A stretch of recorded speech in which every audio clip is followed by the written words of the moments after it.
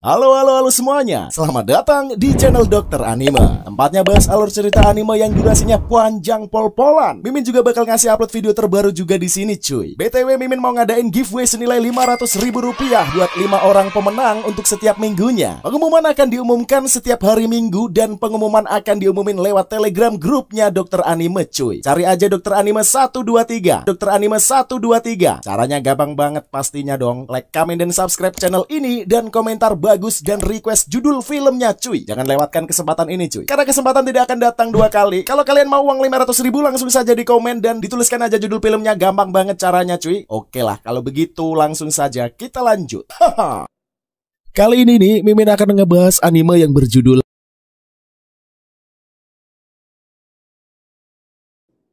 kalau kalian udah nggak sabar dengan alur ceritanya, langsung saja lah, kagak usah bertele-tele lagi cuy. Kita gaspol saja ke inti ceritanya. Tapi sebelum kita mulai, jangan lupa dulu dong buat like, comment, dan subscribe supaya Mimin lebih overpower dan lebih bersemangat lagi untuk menceritakan untuk kalian. Seperti biasa juga cuy, pasang headset kalian, lupakan kenangan tentang mantan, siapkan es teh dan gorengan. Selamat menonton sambil rebahan. Cekipro. Scene diperlihatkan MC kita di anime ini bernama Wan Heng. Konon alam dunia terbagi tiga, yaitu dunia surga, dunia manusia, dan dunia perbatasan. Untuk menjaga agar ketiga alam dunia seimbang, perlu adanya kecocokan aura roh. Supaya kecocokan aura roh terjamin, maka peredaran aura roh haruslah terjaga. Adapun yang bertugas mencari aura roh adalah orang-orang dari dunia perbatasan yang disebut juga dengan panggilan Black and White Warrior. Kemudian Wan Heng ini membangunkan Xiao Bai dari tidurnya. Sebab mereka sudah terlambat untuk melakukan misi. Setelah itu, Wan Heng dan Xiao Bai bergegas pergi untuk mengabsenkan diri. Sementara Tuan Bao sedang mengomel soal dua bersaudara yang kerjaannya selalu saja telat. Padahal sudah beberapa kali diperingati, kedua bocah ini tidak ada henti-hentinya melakukan kesalahan. Dengan terengah-engah, akhirnya kakak beradik ini tiba. Saat melihat kedua bocah, Tuan Bao yang melampiaskan amarahnya. Setelah itu Tuan Bao pun meminta keduanya segera melaksanakan tugas. Di sisi lain tampak seseorang bocah bernama Kepang yang terlihat begitu OP. Kepang sama sekali tidak ada rasa takut di hatinya. Kekuatan Kepang ini terasa di luar nalar, yang membuat pria dewasa bernama Bucat terheran-heran. Lantas bocah itu pun meminta Kepang untuk menghentikan kebrutalannya. Akan tetapi kali ini Kepang begitu beringas. Hanya dalam hitungan beberapa detik saja bisa diluluh lantahkan. Tidak lama kemudian tibalah Black and White Warrior di TKP. Dua bersaudara terkaget-kaget melihat seseorang bocil yang mampu menumbangkan sekelompok orang dewasa. Sehingga dua bersaudara pun yakin bahwa si Kepang ini telah dikendalikan oleh aura roh. Dua bersaudara memperkenalkan diri kepada Kepang bahwa merekalah ini adalah Black and White Warrior, di mana dua bersaudara akan menangkap aura roh dalam diri Kepang. Lantas Kepang pun tak tinggal diam. Ia mempertontonkan kekuatan dahsyatnya. Dengan satu hentakan tangan, tanah tersebut pun jadi retak. Sontak saja dua bersaudara auto panik. Namun karena kepercayaan diri mereka, dua bersaudara merasa bisa mengatasi Kepang. Setelah itu, Kepang melakukan penyerangan secara langsung. Namun dua bersaudara mampu menghindarinya. Lantas Kepang pun protes, kalian dua bersaudara cuma bisa bertahan. Kemudian Kepang menampakkan kekuatan mengerikannya, membuat dua bersaudara ini melarikan diri. Aura roh serasa memakai tubuh Kepang sehingga ia pun tidak leluasa. Sehingga aura roh keluar dari tubuh Kepang. Kini aura roh bisa bergerak bebas langsung mengejar dua bersaudara. Karena sudah ketangkap basah oleh aura roh kucing, dua bersaudara ini malah memilih bertarung.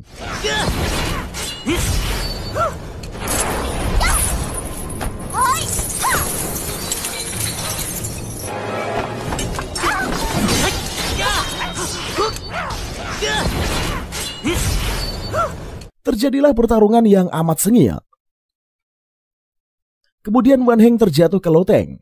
Sehingga setelah itu kucing itu pun menyerang Xiao Bai secara bertubi-tubi. Hingga akhirnya kucing ini memberikan serangan pamungkasnya. Namun nyawa Xiaobai lah yang berhasil selamat. Karena berkat seorang Black and White Warrior yang lainnya. Kompang pun terlihat sangat kuat, mampu mengimbangi kelincahan si kucing. Seiring berjalannya pertandingan, Kompang pun berhasil mengalahkan si kucing. Setelah mendapatkan inti dari si kucing, Kompang bergegas meninggalkan arena. Sementara Wan Heng mencemaskan keadaan Xiaobai. Dari kejauhan, Nona Sha menyaksikan peristiwa Black and White Warrior bertanding. Selanjutnya terlihat segel danau surgawi yang hampir retak. Sehingga tim pengawas segel manusia. Lalu salah satu petugas mengatakan tekanan di sekitar segel sangat tidak stabil. Sehingga roh pengembara telah melarikan diri. Lalu wakil ketua berkomentar, situasi demikian sangat kacau. Bergegas si wakil ketua pun meminta para petugas seluruh istana. Di lain sisi, Tuan Bao memarahi dua bersaudara karena gagal dalam menangkap aura roh. Kekesalan Bao ini semakin menjadi-jadi. Saat mengetahui aura roh yang diincar oleh dua bersaudara, alhasil ditangkap oleh Black and White Warrior di istana lain. Tuan Bao merasa di tengah amukan Tuan Bao nongollah Master Zhong di sana. Lalu Master Hong berkata, Tuan Bao tidak perlu terlalu keras kepada kedua bocah. Master Zhong menawarkan kalau kedua bersaudara ini lebih baik berada di dalam didikan Tuan Bao daripada harus ditangani olehnya. Lantas Master Zhong meminta dua bersaudara sebaiknya tinggal di kediaman Tuan Bao. Mendengar ocehan Master Zhong, Tuan Bao terdiam. Setelah itu, Tuan Bao mengatakan lebih baik tugas mengawasi dua bersaudara ditangani oleh Master Zhong. Kemudian Tuan Bao meminta Nona Sha memberikan dua bersaudara tugas baru. Tiba di kediaman seorang mangaka. Mereka melihat mangaka yang begitu serius dalam pekerjaannya. Tidak lama kemudian bel pun berbunyi. Ternyata yang mengunjungi contek ini adalah wanita idamannya yang bernama Xiao Xia. Sontak saja contek sangat senang. Lalu Xiao Xia bertanya bagaimana pendapat contek atas penampilannya. Soalnya Xiao Xia sekarang bekerja sebagai model.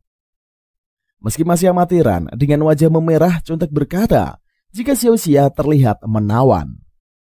Mendengar pujian dari contek, Xiao Xia jadi tersipu malu. Selagi contek dan Xiao Xia berbicara, dua bersaudara ini sibuk mondar-mandir sana sini.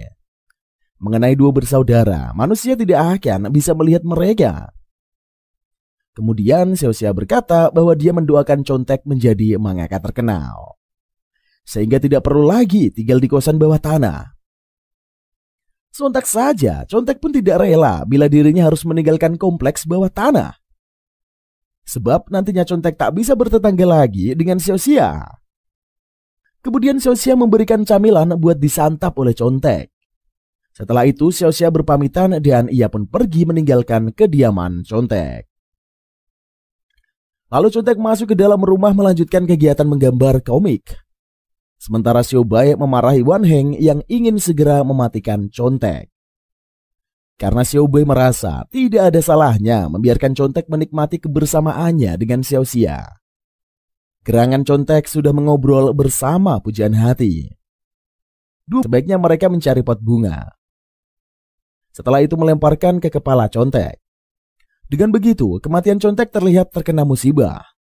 Mengenai tugas dua bersaudara yang diceritakan oleh Black and White Warrior juga mengambil nyawa manusia yang nantinya sudah waktunya mati. Sehingga Black and White Warrior akan membuat kematian manusia terlihat seperti kecelakaan. Karena tidak ditemukan pot bunga di sana, Wan Heng pun mengatakan kalau pensil contek lambat laun juga akan tumpul. Sehingga contek memerlukan pisau untuk mempertajam pensil. Di saat itulah dua bersaudara akan melakukan tugas untuk menyayat pergelangan tangan contek. Akan tetapi persepsi Wan Heng salah besar. Sebab contek tidak menggunakan pisau, melainkan parutan pensil modern. Sontak saja dua bersaudara auto kaget. Membuat mereka tersadar kalau zaman ini sudah canggih. Terpaksa Wan Heng pun harus mencari pot bunga juga. Lalu keduanya keluar dari kediaman contek untuk menemukan pot bunga. Di sisi lain, di laut dalam, segel danau surgawi telah hancur sepenuhnya. Selanjutnya dua bersaudara mengikuti Contek. Lalu Wan Heng meminta Xiaobai segera mencari pot bunga. Selagi menghambat Contek, mendadak Wan Heng memegang erat kaki Contek hingga terjatuh. Lantas Wan Heng pun mulai berakting sebagai Pak Tua. Namun Contek keheranan mengapa orang tua memiliki tubuh seperti anak muda.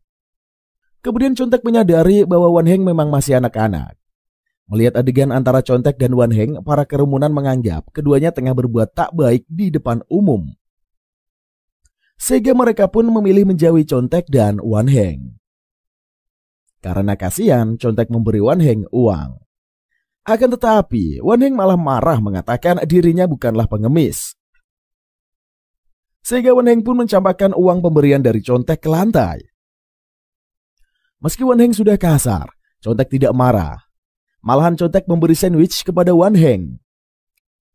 Saking terharunya Wan Heng, ia pun menangis. Di tengah kegalauan Wan Heng, datanglah Xiaobai. Lalu Xiaobai mengatakan bahwa wilayah yang mereka singgahi ini adalah area perkantoran. Xiaobai tidak bisa menemukan satu pot bunga. Saat menyadari Contek tidak ada lagi di dekatnya, Wan Heng pun jadi panik. Kemudian Xiaobai menunjuk kemana Contek pergi. Setibanya di kantor, Contek memberikan manga buatannya. Setelah membaca naskah Bu Editor yang menghina karya Contek, menurut Bu Editor, cerita dan gaya gambaran Contek ini terlihat sangatlah kuno. Di zaman sekarang, genre BL lagi pada hot. Seharusnya Contek membuat cerita seperti itu saja. Namun Contek merasa genre boys love memang populer, tapi sangat tidak realistis. Contek hanya mau menceritakan kisah yang menurutnya normal-normal saja, tidak melanggar etika kemanusiaan. Lalu Bu Editor membandingkan Contek dengan mangaka online. Sontak saja, Contek tidak terima dan menahan dirinya. Lagi-lagi Bu Editor mengeluarkan ocehan sadis sampai menyinggung harga dirinya Contek. Belum lagi Bu Editor meminta Contek untuk bunuh diri saja.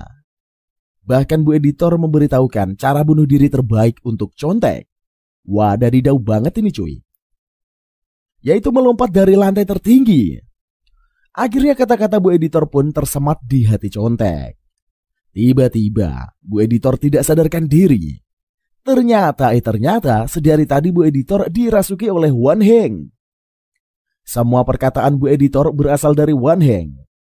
Karena hanya melalui Bu Editor lah, Wan Heng bisa mempengaruhi supaya Contek mengakhiri hidupnya. Bila itu terjadi, tugas dua bersaudara akan berhasil. Lalu Contek berdiri di tepi gedung sembari memikirkan kegagalannya selama ini. Namun niat matinya ini belum kuat. Sebab Contek masih memikirkan Xiaoxia. Wan Heng yang tahu isi hati Contek membuat ilusi di mana Xiaoxia sedang kencan dengan seorang pria. Padahal sebenarnya Xiaoxia amat mencintai dan menerima Contek apa adanya. Akan tetapi tidak ada cara lain lagi yang bisa dilakukan dua bersaudara. Bersamaan dengan patah hatinya, keinginan Contek untuk hidup benar-benar sirna. Sehingga Contek pun nekat terjun ke bawah untuk mengakhiri hidupnya. Melihat Contek yang frustasi, Xiaobai merasa perbuatan mereka ini menggunakan Xiaoxia tidaklah benar. Tiba-tiba, Wan Heng menangis sembari memegang sandwich pemberian Contek. Karena Wan Heng merasakan kalau Contek ini murni orang baik. Rasa simpatinya terhadap Contek pun membuat Wan Heng berubah pikiran. Lalu Wan Heng meminta Xiaobai bekerja sama dengannya, sehingga dua bersaudara membantu Contek mendarat. Dengan begitulah, Contek tidak bisa terluka sama sekali. Semua warga yang menyaksikan aksi bunuh diri Contek terheran-heran. Begitu juga Contek yang kebingungan mengapa dia belum juga meninggoy. Padahal sudah melompat dari gedung tertinggi. Kemudian para kerumunan pun mengabadikan Contek menggunakan ponsel mereka. Tidak lama kemudian datanglah Bu Editor. Ia mengatakan kekagumannya atas karya komik buatan Contek. Selama ini Bu Editor mencari mangaka seperti Contek. Contek terheran-heran melihat perubahan dari Bu Editor. Lantas Contek tidak percaya dan meminta Bu Editor mengulangi kata-katanya. Bu Editor pun menuruti keinginan Contek. Setelah mengetahui kepastiannya, Contek bersorak gembira. Atas diterima dirinya menjadi salah satu mangaka di perusahaan Bu Editor. Xiaobai merasa haru melihat kebahagiaan Contek. Akan tetapi, perasaan bahagia Xiaobai pun menghilang. ketika Wan Heng mengingatkan kalau mereka sudah gagal melaksanakan tugas. Sehingga dua bersaudara harus bersiap-siap menerima hukuman dari Tuan Bao. Selanjutnya, Ping Ping sedang 99 orang dari Boundary Realm. Lagi-lagi Pentung mengingatkan bahwa Wan Heng adalah kawanannya. Tentu saja Wan Heng pun tidak terima. Lalu Wan Heng mengeluarkan senjatanya untuk memotong rantai. Setelah itu, Wan Heng menyatakan bahwa dirinya bukanlah orang biasa, melainkan Black and White Warrior. Kemudian Pentung menyerap para roh pengembara. Sontak saja Wan Heng kaget siapa sebenarnya si Pentung ini. Soalnya hanya pemakan jiwa yang bisa bereaksi demikian. Setelah itu Pentung pun meminta Wan Heng untuk menyadari kembali bahwa dirinya ini adalah bagian dari kelompok si Pentung. Selanjutnya Master Zhong penuh dengan amarah mengeluarkan kekuatannya, sehingga Xiao Bei dan Bai Long ketakutan. Kemudian Compang pun tiba di Istana Langit. Saat menyadari kehadiran Compang, mendadak kemarahan Master Zhong mereda. Lalu Master Zhong meminta maaf atas kekasarannya. Meski demikian, Master Zhong tetap akan pergi menyelamatkan Wan Heng. Lalu Xiao Bei meminta dirinya juga diajak. Akan tetapi, Master Zhong tidak mengizinkan Xiao Bei pergi bersamanya. Sebab Master Zhong akan kesulitan melindungi Xiao Bei di dalam danau. Kemudian, Master Zhong meminta Compang untuk menjaga Xiao Bei. Setelah itu, Master Zhong menyuruh Bai Long untuk menembakkan Ginkgo Cannon ke danau surgawi. Apabila dirinya belum kembali dalam kurun waktu 1 jam, lalu Master Zhong pun akan bercanda meminta Compang mengirimkan bala bantuan. Kemudian Compang mengatakan Master Zhong harus segera pergi. Lantas Master Zhong terjun ke danau. Sementara Wan Heng melihat kengerian yang dilakukan Pentung. Kemudian Pentung bercerita bahwa Wan Heng ini berada di penjara ratusan hantu. Lalu terdapat ratusan hantu pengembara. Tetapi penyegelan dilakukan hanya pada 99 roh hantu dari Boundary Realm. Saat menyadari ada hantu yang menyerang, Wan Heng pun segera menebasnya. Sontak saja Pentung terkagum. Akan tetapi Pentung menertawakan Wan Heng. Sebab para roh hantu itu lebih kuat dari Wan Heng. Kemudian para hantu berterima kasih kepada Pentung karena merusak segel danau surgawi.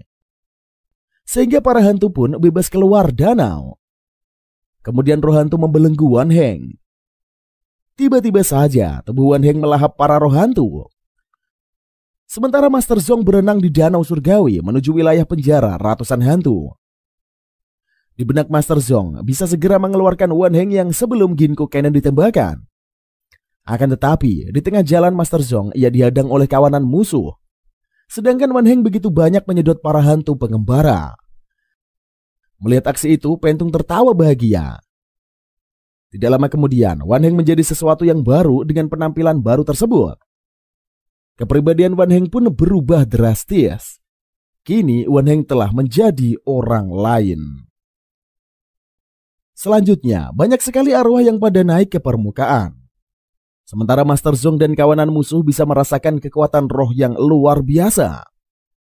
Kemudian salah satu anggota musuh berkata, mereka tidak menyangka kalau Wan Heng tidak mati malah berhasil mempersatukan ratusan roh dalam tubuhnya. Mengetahui hal itu, anggota musuh pada ketawa. Sebab kawanan musuh berpikiran dengan lahirnya Wan Heng dalam pribadi baru dapat memusnahkan para manusia di perbatasan. Lalu Master Zhong menjawab kesombongan kawanan musuh. Dengan mengeluarkan kekuatan dahsyatnya membuat musuh tersiksa. Sedangkan di Istana Langit, para petugas kebingungan dengan kestabilan roh. Mendadak radio pengintai pun hancur.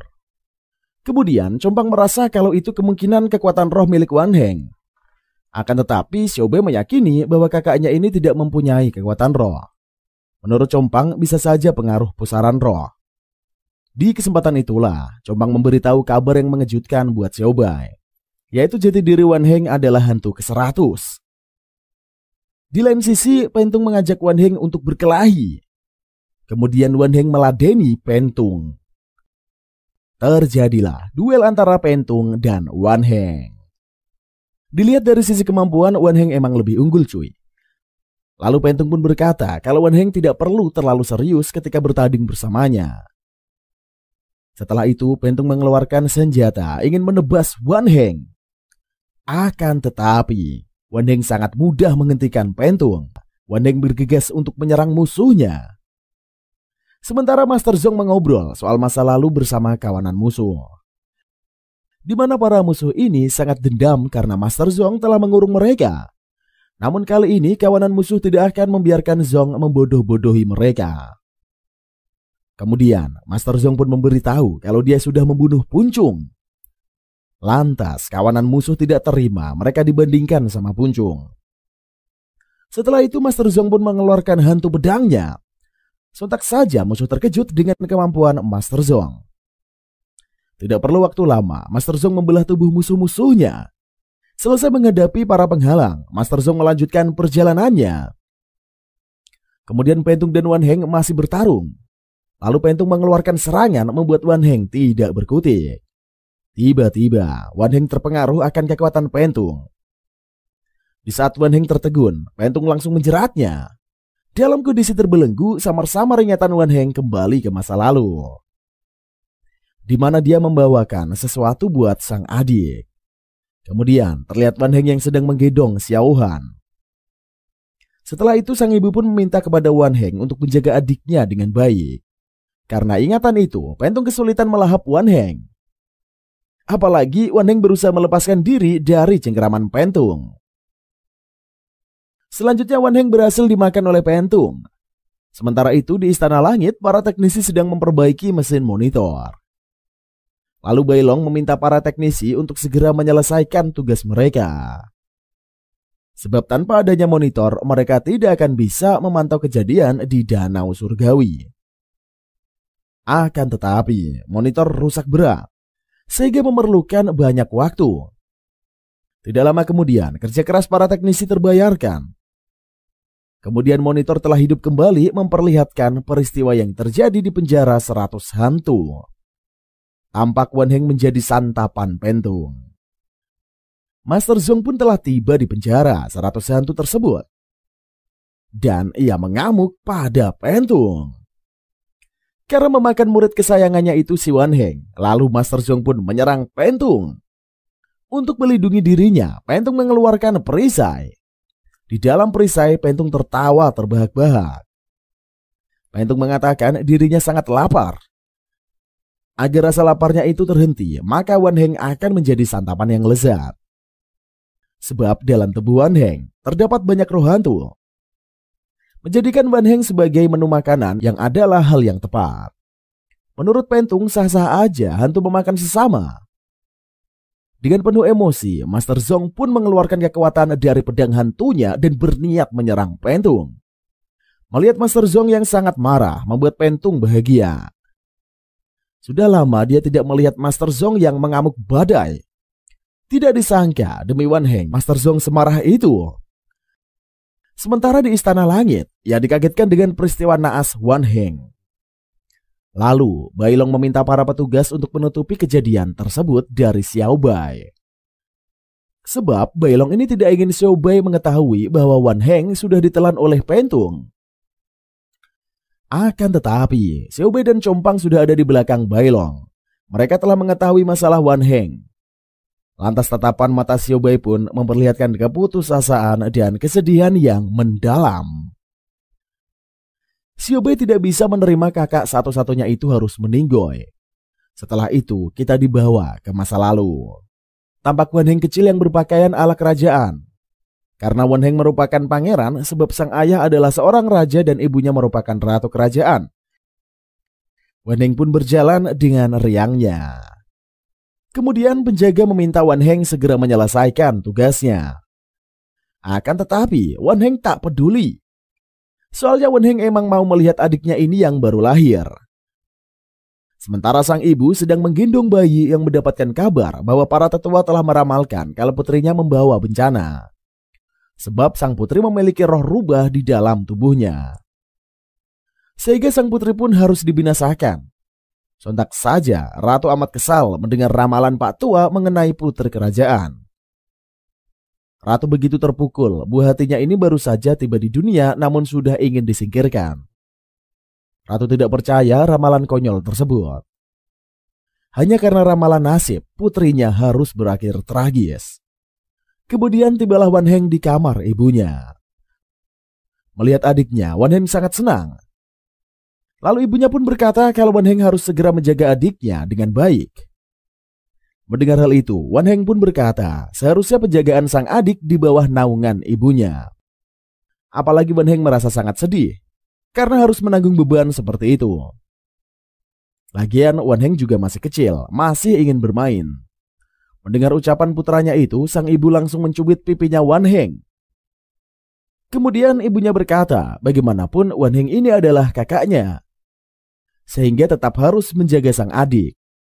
Belum hilang kegelisahan sang ratu, dia mendapatkan info terbaru, di mana para bangsawan telah berkumpul di istana meminta raja bergegas memutuskan bahwa sang putri harus dibunuh. Sontak saja, ratu sangat kesal dengan niat jahat orang-orang terhadap putrinya. Di tengah kegalauan dan amarah ratu, Wan Heng mencairkan suasana. Lalu Wan Heng berkata dirinya akan menjaga adiknya dengan baik, sehingga ratu pun tidak perlu khawatir. Setelah mendengar perkataan putranya, amarah ratu pun mereda. Kemudian terlihat sosok Wan Heng kecil yang sedang berdiri. Lalu di depannya ada Wan Heng hantu yang sedang mengamuk. Lantas Wan Heng kecil mempersiapkan pedangnya. Kemudian Wan Heng kecil pun berkata dirinya ini adalah Black and White Warrior dari istana kelima neraka. Lantas Wan Heng hantu menoleh ke arah Wan Heng kecil. Tidak lama kemudian muncullah di antara mereka Wan Heng bangsawan. Selanjutnya Bai Long panik melihat Xiao Bai. Lalu Xiao Bai yang sedang sedih melihat Compang berbicara kepadanya. Xiao Bai tidak mendengar sama sekali ucapan dari Compang. Begitu juga saat Xiao Bai menatap ke arah Bai Long yang sedang mengoceh. Akan tetapi satu perkataan Bai Long terdengar. Mendadak Xiao Bai tidak sadarkan diri. Kemudian terlihat Xiao Bai yang sedang berbicara dengan Wan Heng.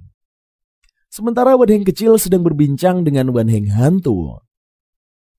Di kesempatan itulah Wan Heng kecil bertanya bagaimana cara keluar dari alam lain. Kemudian Wan Heng hantu pun berniat untuk kabur dari sana. Sebaiknya Wan Heng kecil harus melupakannya, sebab mereka tidak akan bisa melepaskan diri dari sana. Namun Wan Heng tidak ingin lebih lama berada di sana, karena keluarga satu-satunya Xiao Bai sedang menunggu kedatangannya. Sehingga Wan Heng harus cepat menemui sang adik. Bila tidak, Xiao Bai akan kesepian. Apalagi saudara satu-satunya itu adalah Wan Heng kecil. Mendengar ocehan Wan Heng kecil membuat Wan Heng hantu tertawa-tawa. Lantas, Wan Heng hantu pun mempertanyakannya, keluarga apa yang dimaksud oleh Wan Heng kecil? Setelah itu diperlihatkanlah kisah Wan Heng bangsawan yang sedang berlatih bersama Pak Tua. Nampak Wan Heng bangsawan ini belum bisa menandingi sang guru. Ditambah telapak tangannya yang terluka menyebabkan Wan Heng bangsawan kesulitan mengayunkan pedangnya. Kemudian Pak Tua pun meminta Wan Heng bangsawan untuk tidak berlatih terlalu keras. Akan tetapi Wan Heng bangsawan merasa dia harus menjadi lebih kuat untuk melindungi adiknya. Tidak lama kemudian sang adik datang menemui Wan Heng bangsawan. Melihat adiknya membuat Wan Heng sangat bahagia. Kemudian si Pipit bertanya bagaimana kedua bocil ini bisa bernasib sangat tragis. Lalu Pak Tua bercerita bahwa semenjak kelahiran sang putri, dunia berubah. Di mana terjadi kekacauan di mana-mana. Peperangan juga tidak bisa terelakkan. Sehingga dinasti terdahulu merupakan era Wan Heng dan adiknya harus dimusnahkan. Setelah itu, di istana nampak prajurit yang sibuk mencari keberadaan Wan Heng sekeluarga. Sementara ratu membuka jalan rahasia untuk membuka kedua anaknya kabur dari istana. Kemudian ratu memutar figura. Tidak lama kemudian terbukalah pintu yang memperlihatkan turunan anak tangga. Akan tetapi hal naas terjadi di saat Wan Heng hendak mengajak sang adik masuk.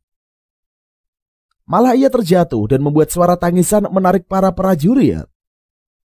Kemudian para prajurit berkata mereka harus membunuh seluruh keturunan dinasti lama, sebab tidak boleh ada yang tersisa. Sementara sang ratu meminta kedua anaknya harus segera pergi. Melihat ibunya yang tidak masuk ke ruangan rahasia membuat Wan Heng cemas. Setelah itu, Wan Heng meminta sang ibu untuk masuk. Namun ibunya tidak bisa menyuruh Wan Heng menjumpai Jenderal Su. Karena dari beliaulah Wan Heng dan adiknya akan mendapatkan perlindungan. Sementara sang ibu tidak bisa ikut dengan kedua anaknya itu untuk menjadi pengalihan. Agar Wan Heng dan adiknya bisa segera kabur, kemudian Ratu langsung menutup pintunya. Setelah itu diperlihatkan Istana Langit, di mana Compang bertanya apakah Bailong telah menyiapkan Ginkgo Cannon. Akan tetapi, Bailong belum menyiapkannya. Lalu Bailong berkata bahwa butuh waktu untuk mempersiapkan senjata pemusnah massal. Kemudian Bailong berkata bagaimana keadaan Xiao Bai. Lantas Compang berkata, melihat Xiao Bai bersikap tenang malah membuatnya cemas. Setelah itu Compang pun menghampiri Xiao Bai. Lantas keduanya berbicara soal Ginkgo Cannon.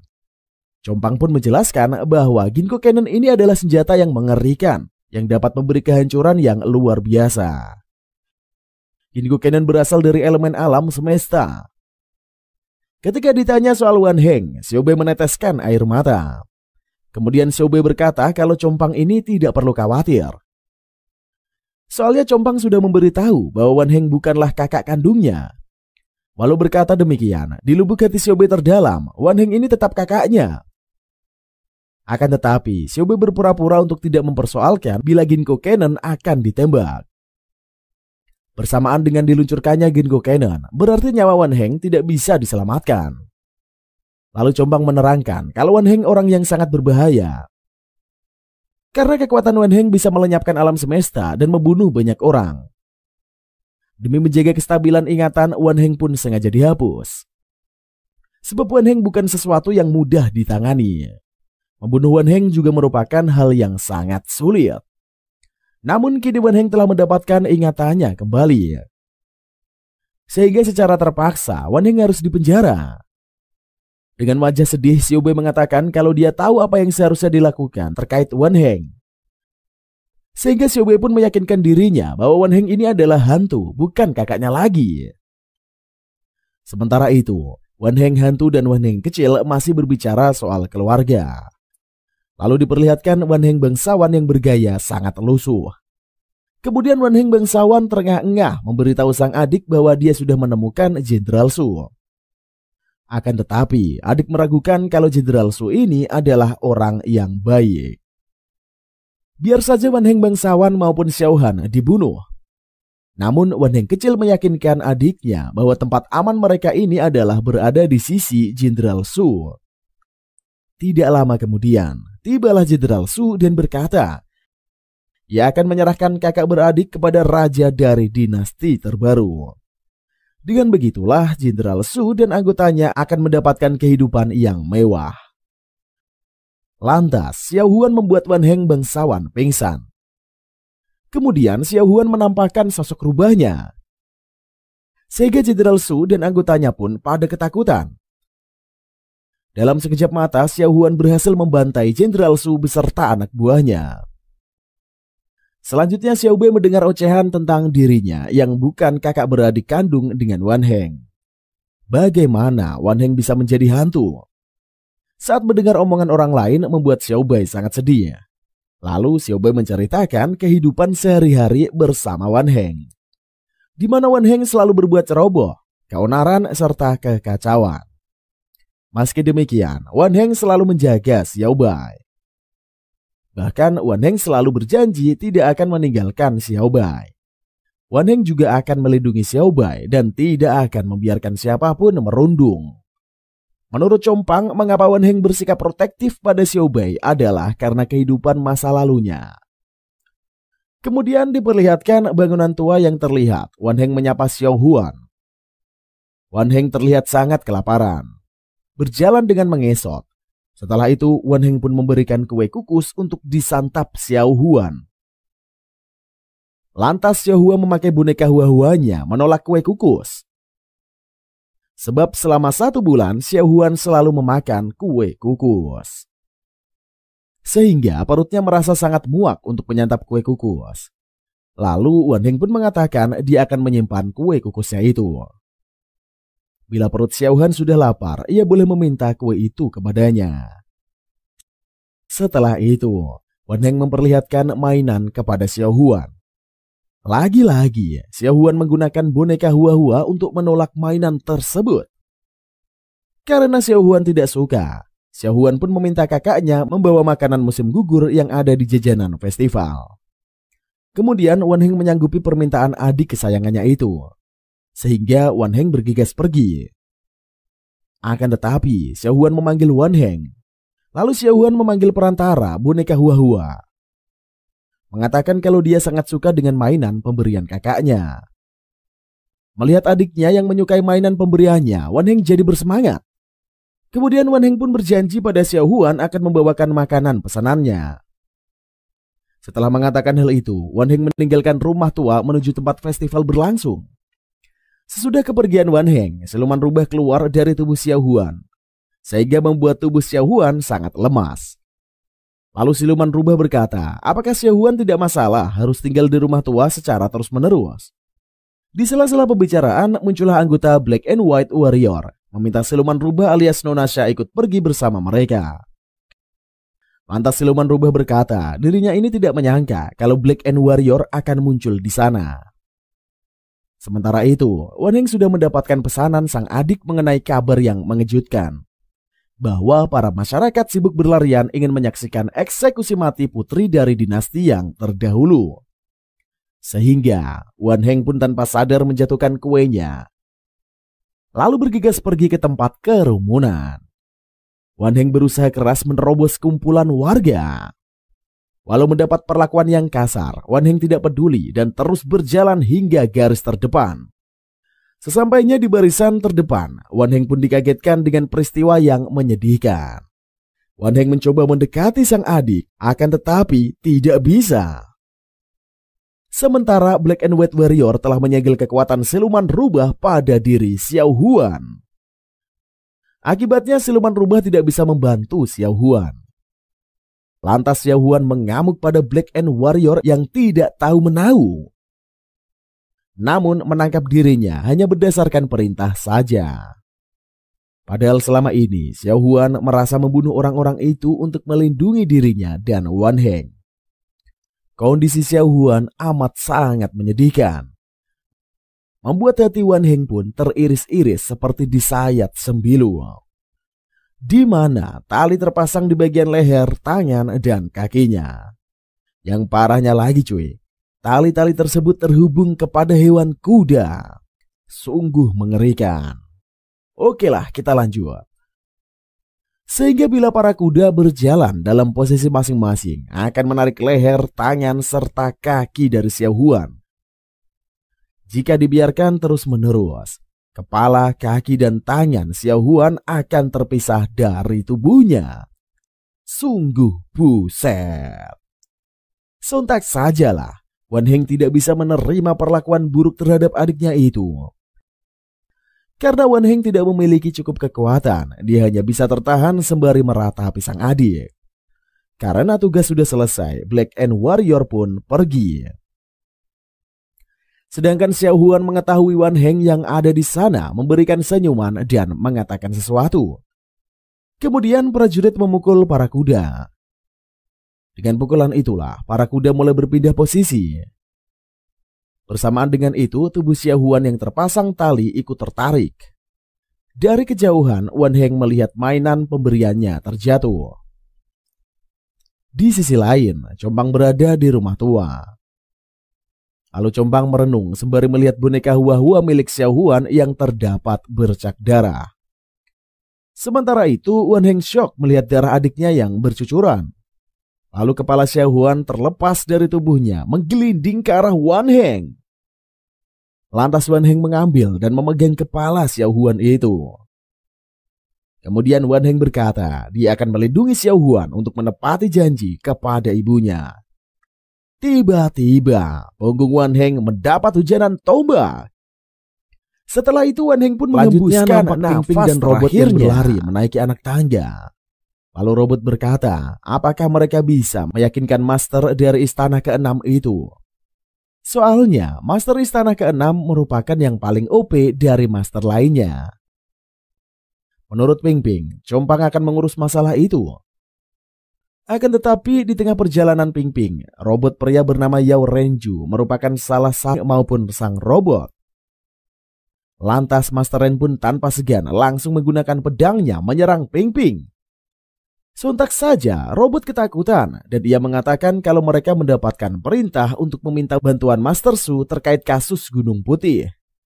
Setelah mendengar perkataan robot, Master Ren pun tidak berbuat kasar lagi. Kemudian Master Ren mengajak robot dan Ping Ping menemui si Kau Tong Rong yang merupakan satu dari 10 jenderal neraka Fish Guild. Kemudian Ping Ping memberitahukan tujuan kedatangan mereka untuk menemui Master Su. Lalu Master Tong tahu identitas Ping Ping adalah rekannya Compang, puji oleh Master Tong. Melihat wajah robot yang tersipu membuat Master Ren keheranan. Kemudian Master Tong menolak secara tegas keinginan Ping Ping. Meski Master Tong dan Compang teman sekelas, tetapi bukan berarti dapat seenaknya saja. Menurut Master Tong, istana ke-6 tidak ada kaitannya dengan Black and White Warrior. Master Tong juga berpesan pada Ping Ping untuk menyampaikan pesan kepada Master Zong bahwa dirinya masih keluar hidup-hidup dari danau surgawi.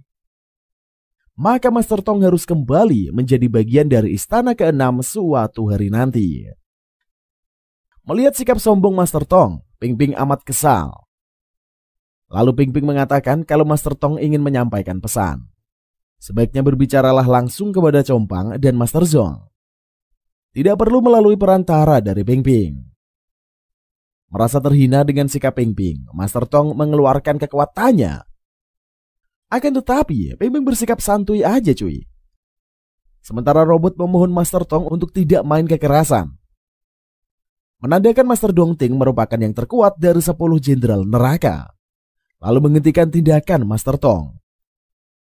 Kemudian Master Ting meminta Master Tong untuk tidak berbuat sok paten di istana ke-6. Kemudian Master Fufu, salah satu dari 10 jenderal neraka tawon, tersenyum. Lalu Master Tong berkata dirinya hanya menjalankan peraturan istana ke-6. Jadi ya boleh-boleh saja kalau dirinya menghalau tamu tidak diundang seperti Ping Ping dan robot. Kemudian Master Tong menyuruh Master Ting tidak ikut campur masalah istana ke-5. Mendengar Master Tong berbicara tidak sopan pada Master Dong Ting, Master Fufu menegurnya. Sementara robot membisikkan kepada Ping Ping bahwa mereka dalam situasi ribet karena tindakan Master Tong itu. Lalu Master Ting meminta Ping Ping dan robot segera kembali. Master Ting berkata bahwa Master Su akan mengirim pesan pribadi ke Istana 5. Sebab sudah peraturan Istana ke-6. Siapa yang berkunjung harus mendapatkan izin dari Master Su terlebih dulu. Lalu Master Su akan meminta salah satu dari ke-10 jenderal neraka untuk menyambutnya. Kemudian Ping Ping dan robot tidak melakukan peraturan tersebut. Dengan terpaksa Master Ting and the gang tidak bisa membawa Ping Ping dan robot karena sudah diberitahu oleh Master Ting. Akhirnya Ping Ping dan robot meninggalkan istana ke-6. Robot berkata kepada Ping Ping, mungkin Master Ting akan menyampaikan keinginan mereka. Lantas Ping Ping berharap semoga Master Ting benar akan membantu mereka. Di sisi lain, Wan Heng kecil telah mengetahui masa lalunya setelah mendengar Wan Heng hantu. Sehingga Wan Heng kecil pun sangat syok mengetahui kenyataan pahit itu. Kalau Black and White Warrior telah membawa sang adik pada kematian. Akan tetapi, Wan Heng kecil masih belum percaya pada ucapan dari Wan Heng hantu. Sebab Wan Heng kecil tahu bahwa adiknya adalah Xiao Bai. Namun Wan Heng hantu mengatakan bahwa itu hanya skenario. Demi menutupi kekuatan dari Wan Heng kecil. Maka diciptakanlah cerita bahwa Wan Heng kecil ini memiliki adik dari Xiao Bai. Memiliki adik Xiao Bai. Padahal tidak demikian cuy. Selama ini Wan Heng hanya sebuah angan akan jati dirinya sendiri. Terutama hubungannya dengan Xiao Bai yang selama ini menjadi adiknya. Wan Heng kecil mencoba menelaah semua informasi. Kini Wan Heng kecil jiwanya sangat terguncang. Di lain sisi, lalu salah seorang anggota mengabarkan terus-menerus bisa-bisa korban akan semakin berjatuhan. Lantas Compang didera kebingungan. Satu sisi, Master Zong masih berada pukul atas masalah Wan Heng yang sudah dilahap oleh Pentung. Lantas Compang amat kesal, berharap Master Zong segera keluar dari danau surgawi. Sementara Xiaobei menangis terseduh-seduh mengetahui situasi yang semakin mengerikan. Walau bukan saudara kandungnya, namun kebersamaannya. Selanjutnya Wan Heng frustasi, merasa hidupnya ini tidak penting lagi. Sehingga dia ingin menyusul keluarganya. Lantas Wan Heng Hantu berkata, sikap pesimis Wan Heng kecil memanglah baik. Lagian selama hidup Wan Heng kecil juga selalu diperuntukkan untuk orang lain. Bahkan saat kematiannya, Wan Heng kecil memasrahkan diri agar tidak menderita. Lalu Wan Heng Hantu ke dunia, di mana Wan Heng kecil hanya hidup tertindas dan mengharapkan belas kasih dari seseorang. Mendengar ocehan dari Wan Heng Hantu membuat Wan Heng kecil auto marah, sehingga Wan Heng kecil pun melancarkan bogeman mentah ke arah Wan Heng Hantu. Sementara Master Zong dan Pentung masih bertarung, di mana pertarungan keduanya sangatlah sengit, saling dipenuhi dendam dan amarah. Di rentetan pertarungan keduanya, Master Zong mampu memojokkan Pentung. Akan tetapi Pentung bangkit kembali melawan Master Zong. Kemudian Master Zong menggunakan jurus pedang hantu gunung berapi, sehingga tempat di sekitarnya pun menjadi hancur. Guncangan kekuatan Master Zong terasa sampai ke permukaan. Terpaksa Combang memerintahkan Bai Long segera menembakkan Ginkgo Cannon. Akan tetapi Xiaobei memohon agar Combang memberikan sedikit waktu. Lalu Xiaobei meminta Combang dan lainnya bergegas turun ke danau, menyelamatkan Wan Heng dan Master Zong. Tiba-tiba saja Combang menampar wajah Xiaobei dan berniat untuk menyadarkan si bocil. Apalagi jadwal tunggu telah melebihi 1 jam. Lagian Combang dan kawan-kawan juga tidak mengetahui hidup matinya Wan Heng dan Master Zong. Combang juga mengingatkan kalau Xiaobei tidak boleh egois dan mengorbankan keselamatan orang lain. Setelah mendengar wejangan dari Combang, Xiaobei hanya terdiam. Sementara Bai Long langsung meminta maaf pada Xiaobei bahwa dirinya ini harus menuruti perintah dan menembakkan Ginkgo Cannon ke danau. Kemudian semua sudah bersiap meluncurkan Ginkgo Cannon. Mendadak Xiaobei terjun ke danau sendirian untuk menjemput Wan Heng dan Master Zong. Sontak saja Combang terkaget-kaget melihat aksi nekat Xiaobei. Sementara Wan Heng kecil meronta-ronta dan mengarahkan pukulannya kepada Wan Heng Hantu. Akan tetapi Wan Heng Hantu mampu menghindari setiap pukulan. Tiba-tiba Wan Heng kecil berada di atas perahu melihat orang-orang dari masa lalunya.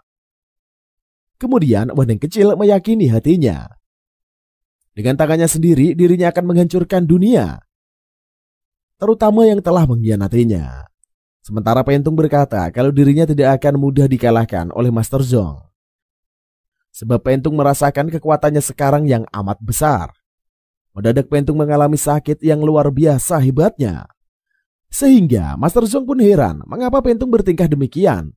Karena Wan Heng kecil telah bersatu sepenuhnya dengan Wan Heng Hantu. Sehingga Wan Heng pun mampu keluar dari perutnya Pentung. Sontak saja Pentung kesakitan sekaligus kebingungan mengapa Wan Heng belum mati. Lantas Pentung memohon ampun kepada Wan Heng. Namun Wan Heng membantainya secara sadis tanpa memberikan ampun sedikit pun. Kemudian Master Zong melihatnya begitu terkejut. Sampai-sampai Master Zong pun tidak bisa mengedipkan matanya. Setelah urusannya dengan Pentung selesai, Wan Heng keluar menyapa Master Zong. Dan ceritanya pun usai sampai di sini cuy.